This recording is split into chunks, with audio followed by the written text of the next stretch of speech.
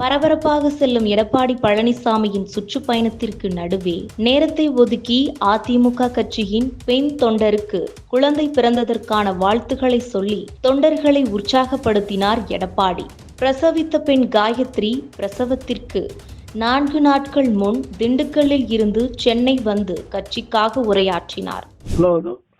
ஐயா காயத்ரி மகாதேவினி வாழ்த்துக்கள். எல்லாருடைய இறைவனுடைய அருளால் லட்சுமியே பிறந்திருக்கிறாங்க. வாழ்த்துக்கள். கண்டிப்பாங்க ஐயா, உங்களுடைய தாயோட வீடு திருமண வாழ்த்துக்கள். நிச்சயம் நோயெல்லாம் பல்லாண்டு வளர்ந்து எல்லா வளங்களும் பெற்று உங்களையும் உங்களுடைய ஆசீர்வாதத்தினால் உடல்நலம் சரியாகி நம்மளுடைய கட்சிக்காக உண்மையாக உழைப்பதற்கு காத்துட்டு இருக்கேங்க.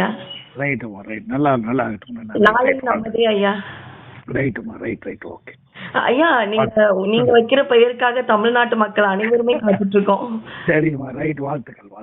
நன்றிங்க நன்றிங்க.